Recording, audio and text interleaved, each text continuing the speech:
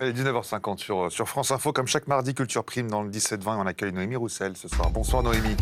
On va s'intéresser à la FIAC, cette célèbre foire internationale d'art contemporain qui a lieu chaque année au mois d'octobre dans la nef du Grand Palais, mais pas que, Adrien. Et oui, la FIAC, alors ça fait rêver les gens, la FIAC évidemment, mais c'est aussi un parcours d'œuvres en extérieur. C'est la FIAC hors les murs, c'est comme ça qu'ils l'ont appelé, visible et accessible dans tous les lieux emblématiques de la capitale et non pas que dans le Grand Palais. Et c'est une œuvre en particulier qui a attiré votre attention, Noémie, et c'est pas n'importe quelle œuvre. Tout à fait, c'est Yayoi Kusama, alors on ne peut pas la louper, hein. C'est une énorme citrouille qui est située place Vendôme dans ce parcours FIAC hors les murs.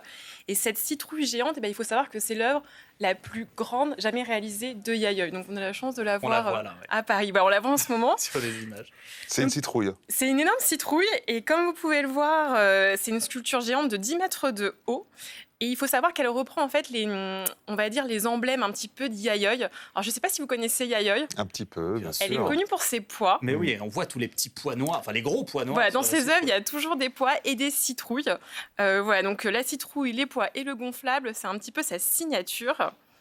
Alors est-ce que vous savez un petit peu ce que ça peut représenter, cette citrouille ? Ces petits points. Ouais. Non, mais les individus, peut-être. Alors en fait, cette citrouille, pourquoi la citrouille ? C'est que tout simplement, Yayoi, elle est née au Japon. Ses parents étaient cultivateurs. Et en fait, elle a grandi dans les champs de courges. Et en fait, tout le monde trouvait ce légume un peu moche. Et elle le trouvait très beau. Elle a décidé d'en faire un peu un emblème tout au long de sa carrière. Et les pois, en fait, ils sont tout simplement vous, moi. En fait, les pois, ils sont les êtres humains. J'ai eu raison. Ouais, exactement. Bravo, Jamel. C'était une excellente réponse.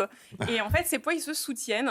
Et voilà, on est là un peu chacun, même si on est unique, pour s'aider les uns les autres. Et c'est un peu sa vision emblématique. La collectivité. Exactement, de la société. Alors, Yayoi, elle a quand même 70 ans de carrière. Aujourd'hui, elle a 90 ans. Et en fait, Yayoi, elle s'est fait connaître relativement sur le tard. Alors, elle a collaboré avec Louis Vuitton, Coca-Cola. Donc, on la connaît surtout pour ses œuvres sur ces 6 dernières années. Mais voilà, Yayoi, elle a une œuvre prolifique dans les années 60-70. Mais être une femme, en fait, au Japon, dans les années 60-70, venir aux États-Unis et essayer de se faire connaître, c'était très compliqué, en fait. Voilà, donc, je vous propose de découvrir son portrait qui est un peu exceptionnel. On regarde. 私の希望というのを自分の芸術を通して広めたいと思いました。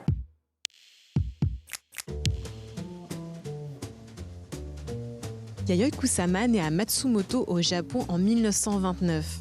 Elle aime les pois et les dessine dès l'âge de 10 ans. Elle crée dans l'urgence de peur de voir sa mère jeter son travail. Yayoi va quand même étudier l'art, mais sa mère l'envoie fréquemment espionner son père, qu'elle surprend à de nombreuses reprises en plein adultère. I think that experience of having to be pressured to, spy, it was a traumatic experience, and so she built up this fear of sex. Yayoi vit également une expérience traumatique dans les champs de ses parents cultivateurs. Elle a l'impression de disparaître dans les fleurs, une expérience qu'elle n'aura de cesse de chercher à recréer. En 1958, c'est grâce à l'artiste américaine Georgia O'Keeffe qu'elle se décide à déménager aux États-Unis. Mais les galeries refusent de l'exposer.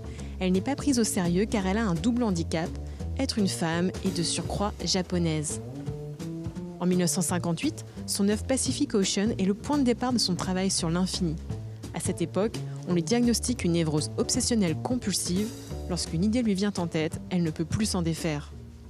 En 1963, elle expose sa première installation. Il s'agit d'une barque et de ses rames submergées par une multitude de sculptures molles en forme de sexe masculin. L'art a un pouvoir thérapeutique pour Yayoi.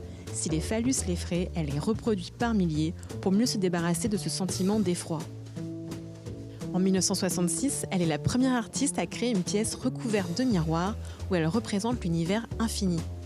La même année, elle installe illégalement 1500 boules miroirs devant le pavillon de l'Italie à la Biennale de Venise et met en vente son œuvre au prix d'un hot dog pour désacraliser son art. Yayoi sait faire parler d'elle dans les médias. Elle se couvre de poids pendant des happenings qu'elle organise et se sert de la nudité pour dénoncer la guerre du Vietnam. Mais plus elle s'engage, et moins elle est prise au sérieux. Elle décide donc de rentrer au Japon en 1973. Rejetée également dans son propre pays, Yayoi sombre dans la dépression.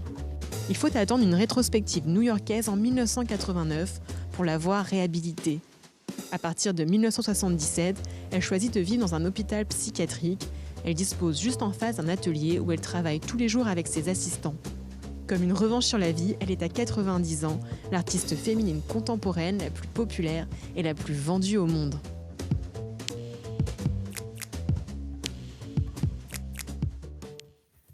Et Noémie, vous nous faites découvrir cet artiste et un documentaire a été réalisé sur sa personnalité, sa vie aussi. Exactement, sur sa vie, son œuvre.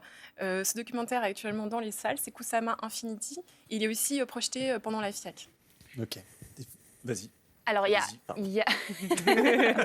Tutoyons-nous, on est en fin de journée.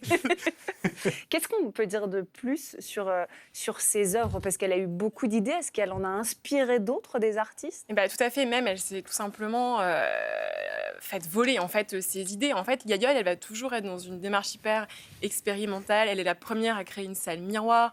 Elle est la première à prendre son œuvre en photo, à l'imprimer et à tapisser en fait une salle d'exposition. Et c'est exactement ce que Andy Warhol va faire après. En fait, il va venir voir Yayoi, il va trouver ça génial, il va s'approprier l'idée. Et lui, en fait, va faire que monter, être connu et reconnu. Et en fait, Yayoi n'émerge pas du tout dans ces années 60-70. Voilà. Donc, malheureusement, on peut dire qu'elle a mis beaucoup de temps à se faire connaître, mais à 90 ans, elle continue encore de travailler, donc on peut dire qu'il n'est jamais trop tard. Et ce qui est aussi une belle preuve de reconnaissance, c'est qu'en fait, elle est l'artiste féminine la plus connue et elle fait partie des 4 artistes contemporains, on va dire, les plus chers sur le marché. Et elle vit aujourd'hui dans un hôpital psychiatrique. Exactement. Elle s'est fait elle-même interner en hôpital psychiatrique dans les années 70. Et c'est de là qu'elle a créé cette œuvre, cette citrouille gonflée. Voilà, en fait, Yayoi, c'est quelqu'un qui a beaucoup de troubles et qui a beaucoup d'obsessions. En fait, alors, les points, on l'a vu, mais les citrouilles, les angoisses, les chants. Tous les artistes ont des névroses, mais elle c'est particulièrement. Et elle aussi, c'est le sexe, en fait. Il faut savoir que le sexe, c'est quelque chose qui la traumatise. Donc, en fait, ces jolies fleurs qu'on a pu voir dans le sujet, en fait, ce sont quand même des sexes masculins, en fait. Donc, elle est obsédée. Et en plus, comme elle fait un peu les choses à l'infini, on a des œuvres avec un fauteuil de sexe masculin, une barre, comme on a pu le voir, avec de nombreux aussi sexes masculins. Elle est obsessionnelle. Mais elle a son atelier en face de l'hôpital et elle peut aller y travailler, et rentrer dormir à l'hôpital, le soir, tranquillement. Merci beaucoup, Noémie Roussel. Et puisqu'on parle des points de Yayoi, mais voilà l'obligation de mettre un point final à ce 17-20 de France Info.